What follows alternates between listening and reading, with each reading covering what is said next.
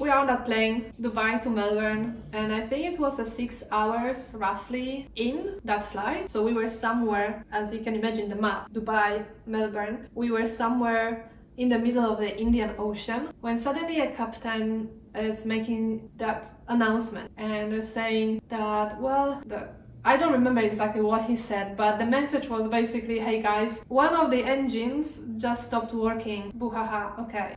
So we need to land in Singapore as an emergency landing. I think I didn't panic because it's not like I was not aware what it means. I think when those kind of things happen to me, when you might be in the life death situation, I've never kind of allow myself to think about the worst case scenario. So I thought, okay, well, we still have 3 other engines. Okay, if the other engines stop on the same wing, yeah, we probably quite fucked. Anyhow, after that announcement, I remember everyone went really quiet. People stopped talking. I think people were scared. And I'm not surprised. It was scary, really thinking that you are on this huge plane and then the engine doesn't work. Now and then I was thinking, why he told us about that situation when we still had another 6 hours just to get to Singapore. People were stressed for those next 6 hours, So I don't know. I felt like that's just stupid. He could just said that at least half an hour before landing in Singapore, hey guys, I'm sorry, but we're gonna land in Singapore because the engine doesn't work. So at least, people would be stressed only for that half an hour. I didn't notice that, but my mom, she was watching my flight on Flight Radar. She works for the Polish Army. Not anymore, but when she used to work.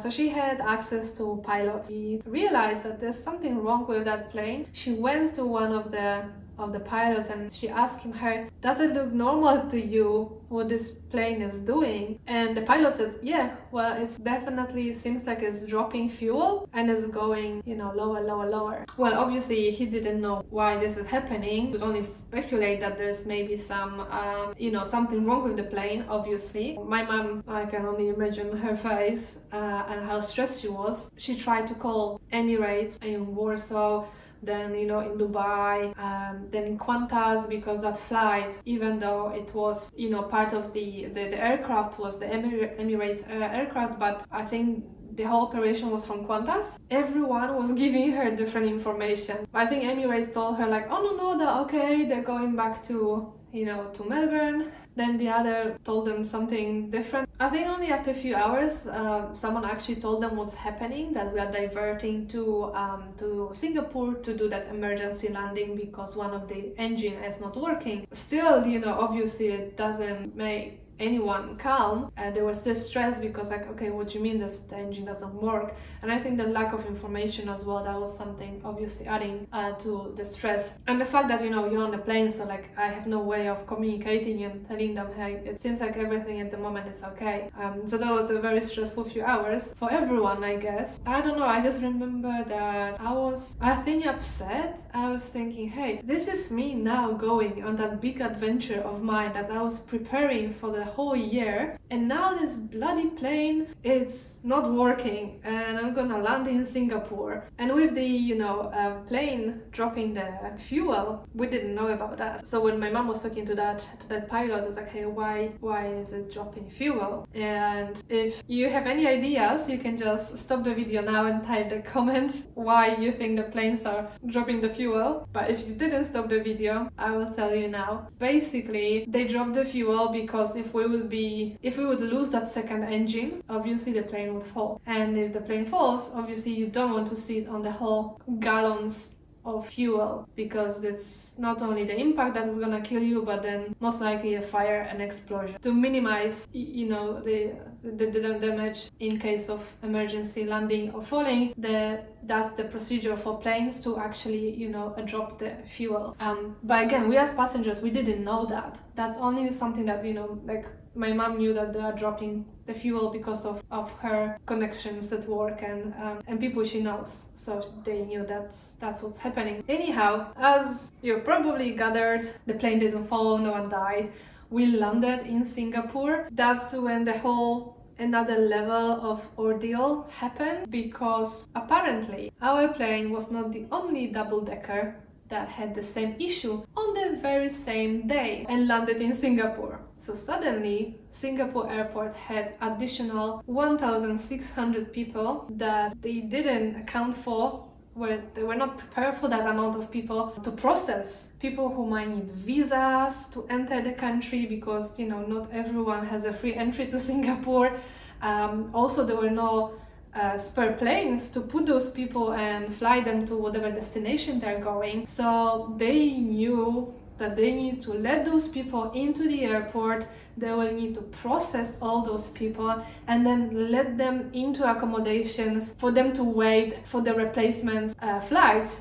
And I think it took a good 4 hours or even 5 to go through that. We were first sitting once we landed, we were first sitting, I think, for a good hour on that plane. Then they prepare a special, like a big glass room when they took everyone from that plane, and they divided us into smaller groups and then created at the airport like a special corridor, like literally the corridor, to move us around the airport without losing anyone, because we still didn't have, a visa to enter the country. I think we spent another 3 hours over there until they actually processed everyone. We went then through the whole process of entering the country, visa, passport control, pick up the luggage. Then they organized buses and they put us on those buses, took us to the city, and people were in different hotels. But I remember that process being really long. I think a good 4 or 5 hours, and we were obviously tired and stressed. We didn't know when we're gonna go fly to Melbourne. For me, that was additionally stressful because I couldn't contact that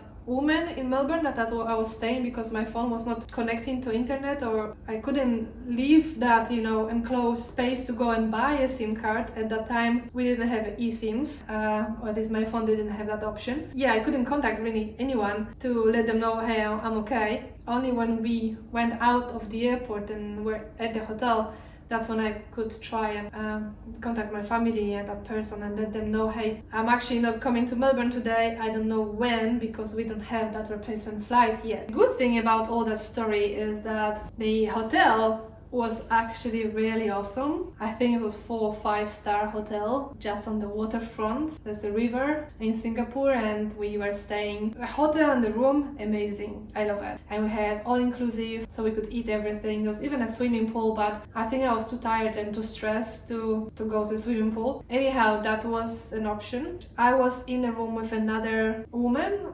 She was Polish as well. I think that's how they kind of accommodate us. I don't know, the airlines, they maybe somehow knew, so they tried to keep us together. I think it was really good for her because she didn't speak any English, so I was her translator. We stayed in Singapore just one night, really. I remember going out to the city at the evening, and I thought, I'm gonna go and explore, I'm in Singapore, why not? I'm gonna at least enjoy. But let me tell you, it's February. In Poland it's winter, cold, and then I'm in Singapore when it's 35 degrees and like 90% humidity. I thought I'm gonna die. I think I managed to walk 10-15 minutes out of the hotel, and then I was like out of breath, like, oh my god, I'm gonna get a heart attack. That's way too hot, way too humid. I was literally feeling dizzy and I had to go back. I think then I had a second attempt when it was dark.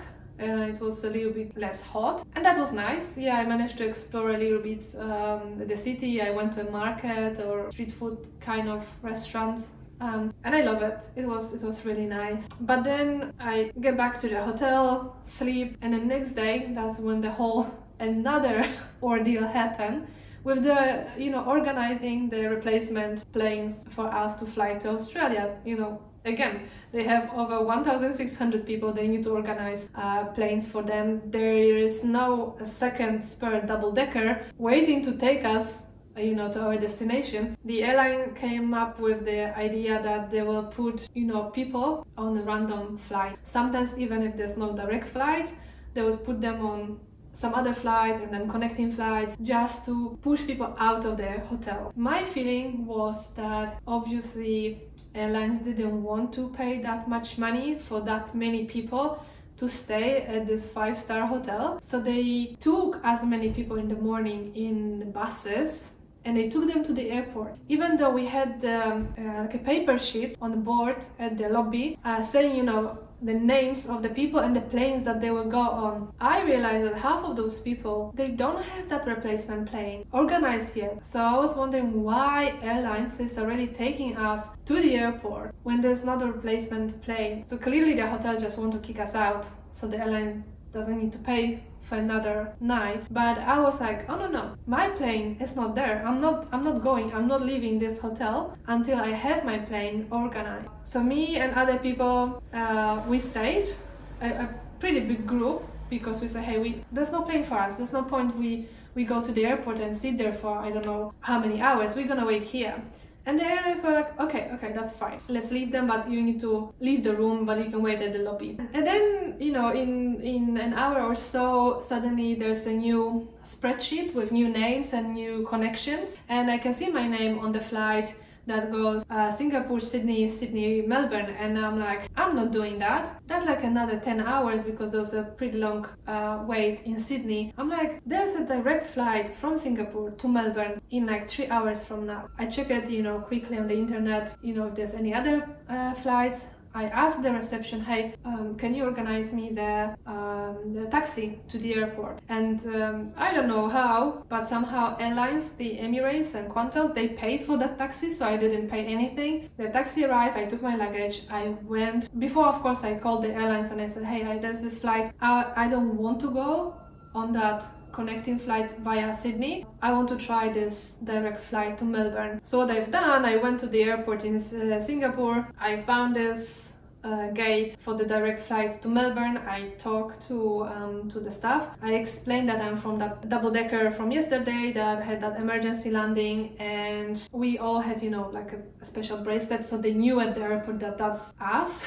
They told me, okay, you could get on that plane if there is, you know, if someone doesn't show up. So I ended up on so-called standby. So I was waiting till very last minute until the gate closed, literally, for them to see if someone didn't show up for that plane. And then once someone doesn't show up, then you can go and take that seat. So what happened? Luckily, someone didn't come. And it was, kid you not, 20 minutes before the actual departure when they told me, and I'm still at the main, you know, departure terminal. I'm not even at the gate. I didn't even go through customs. My luggage is still with me. They told me, okay, there is a spot, but you need to run. Oh my god. So I was happy, but I was stressed. I'm like, guys, but how am I gonna do it? It's 20 minutes. The plane, it's like, I still need to go through the, you know, security control, luggage control, everything. I was like, no, it's okay. We're gonna open the priority line for you. And I'm like, what do you mean the priority line? Well, you know, the security gonna let you go, like in the back door. And I'm like, okay, that's fine. I was stressed because once they explained that they already took my luggage, so my luggage is already going on that plane. I was thinking, oh my god, it's 20 minutes. How are they gonna make, you know, my luggage on that plane? What if they're gonna forget, or it's too late and I'm gonna get on the plane, but my luggage is not gonna, you know, it was just a lot. And I remember running through that airport in Singapore, through immigration and then control. And I remember they were talking on this walkie-talkie. It's like, hey, you know, like, you let her pass because she has like 10 minutes. So that check-in lady, I think she informed the security and everyone that you know, that I'm going from that standby to that plane. And I remember the guys on the security talking on that walkie-talkie to, you know, to let me go before everyone else. So I actually had that priority. I skipped everyone. I still had to run because, if you know, the Changi airport in Singapore is massive. So I still like ran through all these corridors, even on the magic carpet, but you know, like, you still need to run to get that. I think it was literally 5 minutes before they actually were closing the door. As I'm running through that corridor to the gate, they already, you know, they could see me running. And once I got there, I was the last one. Obviously, they were waiting for me. I boarded the plane. I was there and I felt like, okay, I made it. Almost there. It's just another, you know, 5-6 hours and I'm gonna be in Melbourne. So I was relieved obviously, but it was really stressful. This whole, engine issue, and then landing in Singapore, waiting, going to a new country by myself, not knowing anyone in that new country, because even that person I was staying with, I didn't know her. We were not friends or anything. She just agreed to give me room for free for this, 1 week or two. So then, coming to a new country, and then this happened, that was obviously very stressful. I think the big advantage that I had, it was my English. My English was not good at that time, but at least I could communicate enough to get that standby, to understand that the whole situation that is happening at the hotel, that the airlines are just kicking us out because they don't want us in that hotel. But I've got that, and then I could go and talk to the airlines directly at the airport, and they got me on that different plane. But lots of people who didn't have English, I saw them sitting at the terminal when I already got the green line to go on the direct plane to Melbourne. I could still see the huge group of people from my plane sitting there and waiting, and they still didn't know when they're gonna go. So that was a little bit obviously an advantage. So that was me and my trip to Australia. I was on a plane now, finally, to Melbourne. I think at that time I was already so tired that I didn't have even energy to be stressed anymore. I was just exhausted, and I wanted to be in Melbourne, go to the room and sleep. But we're gonna talk about it in our next video. I will share with you that experience, the first impression of Australia, the first few weeks, first few months, how it was when I arrived, and what surprised me, shocked me, what I liked and what I didn't like. So that's it about my crazy story. If you have any stories about your travels, I don't know, maybe your plane as well stopped working suddenly, or I don't know, anything else happened, and you want to share with us, leave it in the comment below. Let's go and laugh together. I think now we can. It was stressful at that time, but obviously now we can laugh, and it's actually made a great story to talk. But anyhow, thank you so much for listening to my mumbling bumbling again, and I'll see you next time.